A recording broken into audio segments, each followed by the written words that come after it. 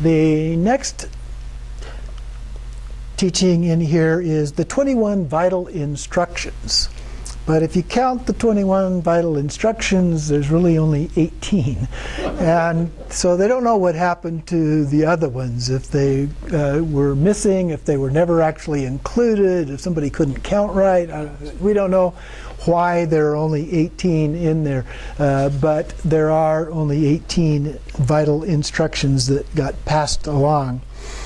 And so the first one of those, down toward the bottom of page 9, Lady Togal, and they're organized this way. So Lady Togal asks a question, and then Padmasambhava answers. And a lot of the other 2 books that are part of this trilogy are organized and written in the same manner. So she asks a question, and he answers. So she asks, what vital point contains all that appears and exists? His answer is space. So everything is in space. And you can think about that from a modern scientific point of view. Everything in the universe is within space, right? Everything.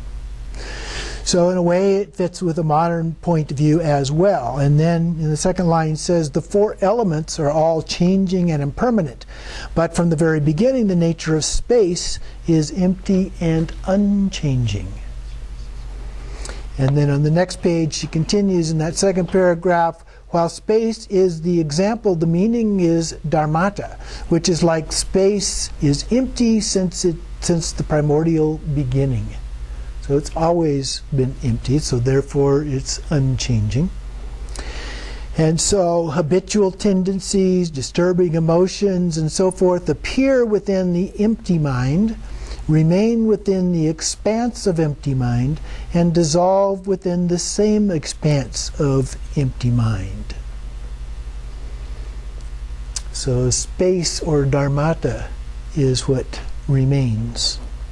The second one, she asks, which vital point contains the 84,000 dharma doors?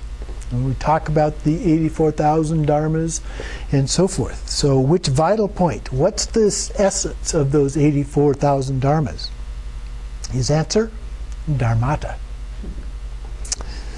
So dharmata is spontaneously present, free of striving, uncontrived state, self-existing, and unconstructed expanse. Other vehicles appear within the expanse of dharmata's great ease. So the other vehicles are within that. So dharmata is kind of the big picture, and then within that we have these other vehicles. And they dissolve again within dharmata's expanse of great ease. But dharmata remains unchanged. So she asks the third question, which vital point contains every sentient being? Awakened mind. The 4 modes of rebirth. The 4 modes of rebirth are the womb and egg, the warmth and moisture, and the miraculous rebirth. So the 4 modes of rebirth first appear because of failing to realize their minds. They remain due to not realizing their minds. And they spin in samsara due to not realizing their minds. So realizing your mind is really critical here. And then since awakened mind is essentially unchanging throughout the 3 times, all sentient beings are the awakened state of a Buddha. This is the Sugata essence, or Buddha essence, or Buddha nature. It is a vital essence, a vital importance to realize this awakened state. Do you have a question? Womb, egg. Womb, egg, warmth, moisture, and miraculous. And so then the fourth question, which vital point contains every type of wisdom? The answer, self-existing wakefulness or awareness.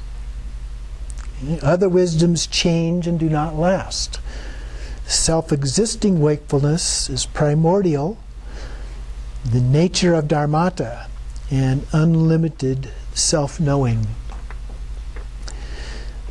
In the next page, he continues, nothing remains unknown.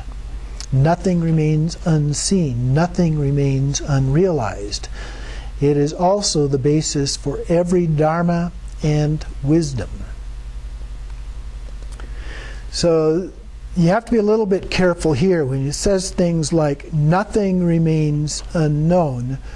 They're talking about from an ultimate point of view, the essence. You understand that. It doesn't mean that you understand everything going on in the universe from a scientific point of view. Okay?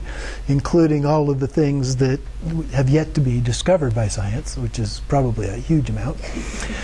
So the idea is that the language needs to be taken in context when we look at those things, and be careful about that. The fifth question she asks, which vital point contains every type of samadhi? Samadhi referring to meditation, the state of meditation. His answer, the samadhi of suchness. The dharmata, your true identity. At the bottom of that paragraph, the non-striving state of original emptiness as it is therefore known as having brought together all samadhis within a single vital point. So all of the samadhis have this in common. The word suchness works pretty well from an English point of view because it doesn't try to define anything specifically, but it just is. And that's the idea. And then she asks again, which vital point contains all abodes?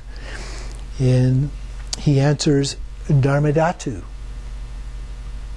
All other abodes perish, while dharmata remains unchanged. Is subject to neither good nor bad. It's unchanging by letting be without sacrificing or striving.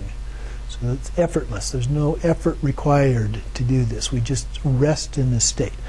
Now, you could argue that, okay, it does take a little bit of effort. You have to stay focused, okay? So it takes a little bit to do that. You need to keep your back straight. So that takes a little bit of effort. But basically, we're resting into that state. It's not an intense, active kind of effort that's required for that. Number 7.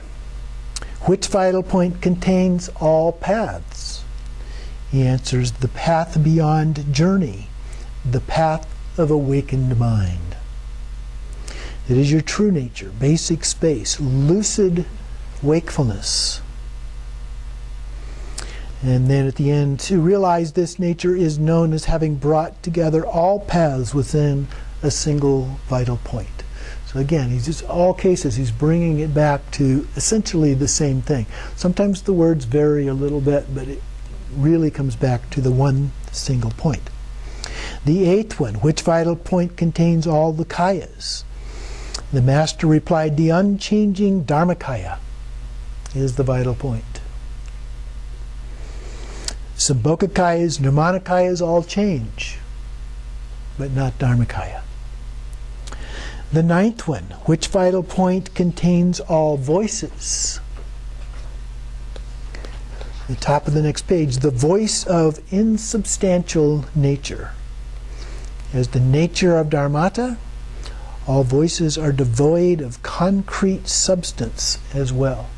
And oftentimes voice, we talk about body, speech, and mind. Nirmanakaya, Sambhogakaya, Dharmakaya. So Sambhogakaya has a very strong connection with speech, with voice, okay, as a part of that. So, but it's devoid of concrete substance. You can't see my voice, right? You can hear it, but you can't see it. Number 10, which vital point contains all states of mind? He replied, equality, free of confusion. Other states of mind change and do not last. The mind of Buddhas is undiluted and uncontrived. So awakened mind contains every state of mind of the Buddhas. Number 11, which vital point contains all samayas or vows? He answers, pervasiveness. And an interesting answer to think about it. Okay? But he says other samayas change. awakened mind is free from flaws and obscurations and therefore pure and clear. There's no wavering. Pervasiveness transcends keeping a samaya. And general samayas can be breached and therefore bind you tightly to upholding them. So when we make promises, samayas, then we're bound by that. And so this more pervasive kind of a samaya is beyond that. It transcends. It's like Heart Sutra. It's transcendent wisdom, if you will. Number 12. Which vital point contains all virtues? He replied, a state of total equipoise. Okay? Total equality. It contains all the virtues. All spiritual virtues stem from the mind. When your mind is pliable, you are in charge. And down towards the bottom, the attainment and stability of a pliable mind gives you total equipoise in the perfection of the enlightened virtues. So by being in that state, you can attain those virtues much more easily. Number 13, which vital point contains all activities? He replies, spontaneous fulfillment beyond striving. Again, there's not that intense effort to achieve something. All other activities change. Spontaneous presence is already fulfilled. Henceforth, it is not something that an activity can accomplish with effort and striving. It's already there, just like our own Buddha nature. The activity is innate. It's doing those things. And then free of striving, this is at the end of it on the next page, free of striving, the Dharmakaya is attained. To understand and realize this nature is known as having brought together all activities within the single vital point. So when we start talking about activities in terms of real specific kinds of things, all of a sudden we're putting labels on them. Okay? We're going outside of that Dharmakaya. We're getting into other sorts of things. Again, it's not that those things are necessarily bad, but the vital point that he's talking about here is that it's within that context of Dharmakaya. Number 14. Lady Togal asked the master, which vital point contains all aspects of secret mantra? The secret mantra is another term for Vajrayana. And the secret mantra of the ultimate essence. So again, he focuses right back on that same idea. Every other aspect of mantra changes. The empty nature of this knowing is present in everyone. It remains a secret because it is hard to find or to be realized by everyone. It is ineffable and unfabricated and therefore remains a secret. In the next paragraph, it is revealed through the ultimate instruction. To expect to attain Buddhahood through the laborious striving in cultivation of a deity and recitation of mantra is to bind the Buddha by craving. Okay? I need to do this, I need to do this. And when we need to do things, we're the form of craving. Okay? So this is letting go of everything in that sense. And then about 4 lines from the bottom of that section, when you understand it to be spontaneously present within you, the awakened state of a Buddha is not an object to be achieved. You're already a Buddha. Okay? We may still have some obscurations that are creating some difficulties in our being, our lives, and we can address those, but our essence is that we are a Buddha. Number 15, she asks, which vital point contains all aspirations? And he replies, the absence of hope and fear. Okay? No hope or fear. A few lines down, the vehicles of the general perspectives is to keep a dualistic view of hope and fear. In the Vajrayana vehicle of secret mantra, This transcends the duality of hope and fear. A few more lines. You merely recognize dharma dhatu. That is spontaneously present. You neither hope to attain Buddhahood nor fear from falling into samsara. In this way, wishes are cleared away and paths are beyond transversing. Okay? So by doing that, everything else goes away and we transverse that. The path spontaneously is mastered. And so then number 16, which vital point contains all meditation trainings? So he replies, non-meditation. Okay? All other trainings change, but do not last. And the top of the next page continues, meditation with effort of the general vehicles is bound up with the concepts of struggle and gain. So to understand this non-meditation of natural presence is known as having brought together all meditation trainings within a single vital point. Now sometimes this exact same thing is described as everything being meditation. So you can come at it from either direction, you wind up in the same place. Okay? And number 17, which vital point contains every type of conduct? Here we are again, non-action. Let actions be while free of effort, then all deeds are accomplished. Next paragraph, what then does non-action mean? Letting be in the equanimity of non-striving, you are free from deliberate and attached yearning. By letting be in the nature of effortless equanimity, no matter what you perceive or think of, is the conduct of all Buddhas. So it's not like you don't have any conduct, right? Okay, it's that you're not attached to it, you're not striving for that, but just being a Buddha. And finally, number 18 of the 21. Which vital point contains all types of fruition? The true and complete Buddhahood. True and complete Buddhahood is freed from the limits of permanence and nothingness, the two extremes, and transcending all types of concrete objects, beyond subject and object.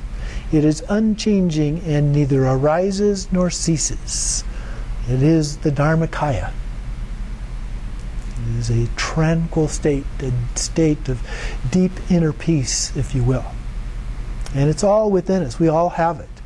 It's just being able to connect with that and letting go of the rest. If we can stay within that state, we can go about our lives. We can do all the other stuff that we need to do, and we can do it in virtuous ways, but it happens without having to create clinging and grasping and so forth as a part of that. So those are the 18 of the 21 texts. As it puts out in a footnote, we don't know what happened to the other 3 that are part of the title of this, but those are the 18.